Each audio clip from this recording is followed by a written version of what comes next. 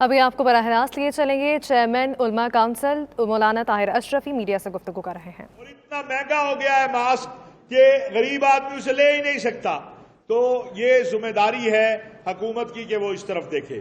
جو تیسرا مسئلہ ہے، آپ نے کل دیکھا ہوگا، آپ حضرات نے خبر نشر کی کہ آٹے کی بوری کے اوپر 120 روپے مہنگی کر دی گئی۔ 20 کلو کا آٹا جو ہے 120 روپے۔ آخر اب کس طرف جا رہے ہیں؟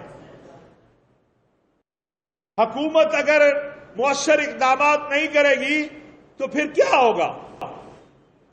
اور ایک طرف ہمارے اوپر یہ ٹڈی دل جو ہے اس کا حملہ ہے، اس سے کسان پریشان ہے، تو حکومت کو عوام کو سہولت فراہم کرنے کے لیے جو ریلیف ہے وہ فوری طور پر دینا چاہیے اور اس کے لیے اقدامات کرنے چاہیے۔ انشاءاللہ اللہ تبارک و تعالیٰ کے فضل و کرم سے آئندہ جمعۃ المبارک جو ہے 5 جون کو پورے ملک کے اندر تمام مکاتب فکر کے علماء و مشائخ جو ہیں یوم سیدنا عمر بن عبدالعزیز رحمۃ اللہ علیہ منائیں گے۔ عوام الناس کو بتایا جائے گا کہ خلیفہ عادل، خلفاء راشدین کے جانشین سیدنا عمر بن عبدالعزیز رحمۃ اللہ علیہ نے اپنے دور میں شریعت اسلامیہ کی روشنی میں کیا اقدامات کیے۔ ایک چھوٹی سی مثال دینا چاہتا ہوں کہ عید کا دن تھا اور یہ وہ خلیفہ ہیں کہ خلافت سے پہلے جو ایک مرتبہ لباس پہنتے تھے دوبارہ نہیں پہنتے تھے۔ اپنے بزنس، اپنی تجارت، اپنے کاروبار سے، لیکن جس دن خلیفہ بنے اس دن اپنی اہلیہ فاطمہ کو کہا کہ جو کچھ تمہارے پاس اور میرے پاس ہے سب بیت المال میں جمع کر دو۔ ایک مرتبہ اپنے خادم کو کہا کہ اس سال حج کے لیے پیسے نہیں ہیں، تمہارے پاس کوئی پیسے ہیں؟ تو اس نے کہا 12 دینار یا درہم ہے۔ کہا اس سے تو حج نہیں ہو سکتا۔ اسی شام اپنا جو مال تھا وہ کسی نے دینا تھا، اس نے وہ پیسے بھیجے، تو خادم نے کہا اب تو پیسے آ گئے حج کے لیے۔ کہا اس سے زیادہ اہل میرے لوگ ہیں، یہ پیسے بیت المال میں جمع کرا دو۔ عید کی رات ہے، عید کے آنے والی ہے، بچوں نے کہا آپ خلیفۃ المسلمین ہیں، دنیا کے 3 بر اعظموں پہ حاکم ہیں،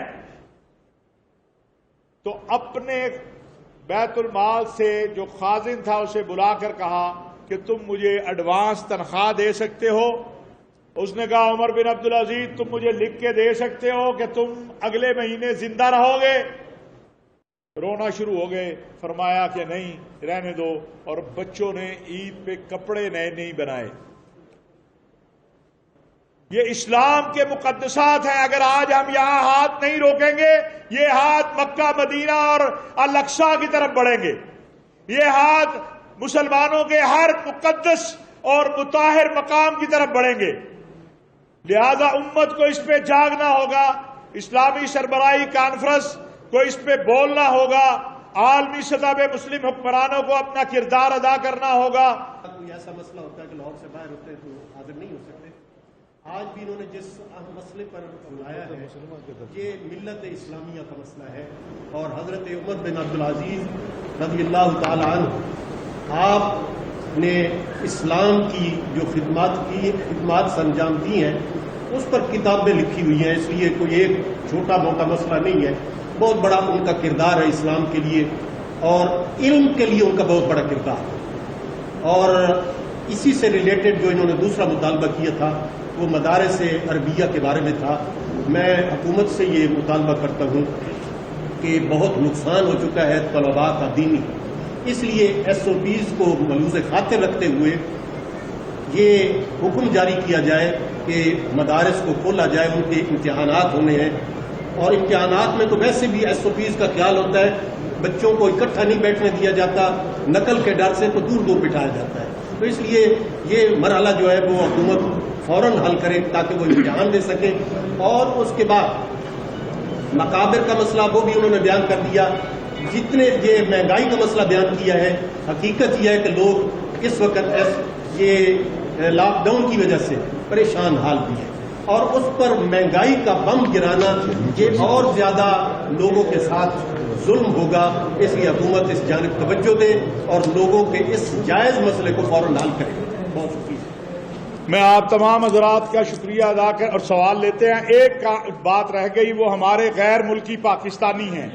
ہمارے پاکستانی جو غیر ممالک میں ہیں وہاں وہ بیچارے پریشان حال ہیں. سعودی عرب میں، امارات میں، وہاں کی حکومتوں کی طرف سے مسئلہ نہیں ہے. حکومت پاکستان ان کو جو میتیں وہاں ہیں ان کی تدفین کا معاملہ ہے کہ وہ پاکستان لانا چاہتے ہیں، اور ہمارا سفارت خانے غائب ہیں. سعودی عرب میں پاکستان کا سفارت خانہ جو ہے وہ کسی کو معلوم ہی نہیں ہے، وہاں بیچارے لوگ چیخ رہے ہیں.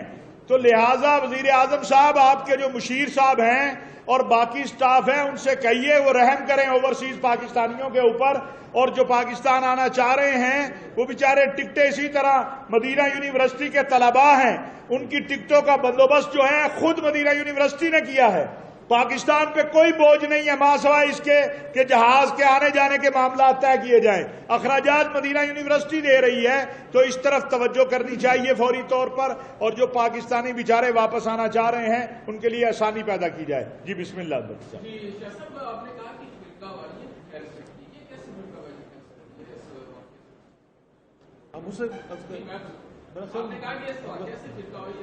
نہیں، ہم نے یہ نہیں کہا. میرا خیال ہے آپ کو ہم نے تو یہ کہا کہ بعض عناصر اس کو فرقہ وارانہ رنگ دینا چاہتے ہیں، لیکن ہم سمجھتے ہیں کہ یہ امت کا مشترکہ اثاثہ ہے ہمارے مقدسات، اور کسی کو بھی یہ اجازت نہیں دیں گے. یہ نہیں، یہ آواز پوری امت کی آواز ہے کہ اس طرح کی بربریت جمع کرنے آئے ہیں. گزارش یہ ہے کہ جہاں تک قبروں کی توہین کا مسئلہ ہے وہ اس پر ہم سب مشترک ہیں. جہاں تک ان مزارات کو گرانے کا تعلق ہے اس میں ہمارا نقطہ نظر یہ ہے کہ سعودی حکومت کو ان کو اصل حالت میں بحال کرنا چاہیے. حکومت کو آپ کیا مشورہ دیں گے کہ جو مزار کی بے حرمتی ہوئی ہے، کیا یہ حکومت کی سطح پہ کوئی ایسا اقدام اٹھایا گیا ہے؟ شام کی حکومت سے کوئی مطالبہ کیا گیا؟ ہر سطح پہ ہم نے یہی کہا ہے کہ حکومت پاکستان مؤثر انداز میں احتجاج کرے، اور مؤثر انداز میں شام کی حکومت سے کہا جائے کہ اس کو بحال کیا جائے. دیکھیں، دو مختلف چیزیں ہیں، ایک ہے کسی کے عقیدہ اور ایک ہے توہین. آپ دونوں کو مکس نہ کریں. کیا کہیں بھی دنیا میں ماں سوائے یہ دہشت اور وحشت کا یہ دور جو آیا، یہ ہمارے ملک کے اندر بھی ایک دو جگہ ہوا قبائل میں کہ لاشیں نکال کے ان کو کوڑے لگائے گئے، یا یہ تو دہشت ہے اور وحشت ہے. تو لہذا دو مختلف چیزوں کو جو ہے، اور یہ امت کا متفقہ فیصلہ ہے کہ کوئی بھی اس طرح کی توہین کرے گا ہم اس کی مذمت کریں گے. بالکل.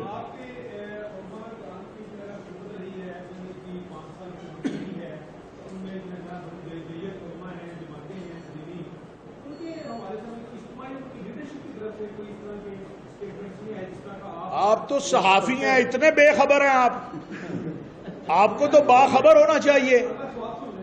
نہیں، آپ کا پہلے سوال کا جی اب آپ اس سوال کو آگے، لیکن آپ بے خبر ہیں اتنے، مجھے تو یہ توقع نہیں تھی.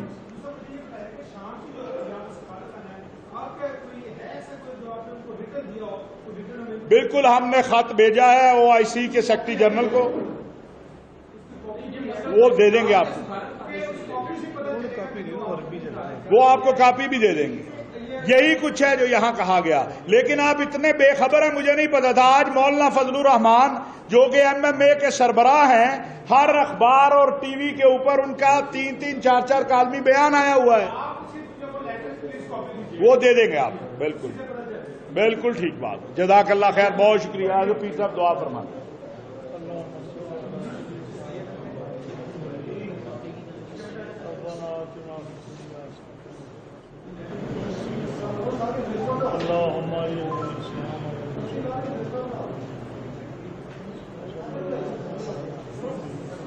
ہم نے OIC کے سیکرٹری جنرل کو خط لکھا ہے، متفقہ فیصلہ ہے کہ کوئی بھی اس طرح کی توہین کرے گا ہم اس کی مذمت کریں گے. بالکل.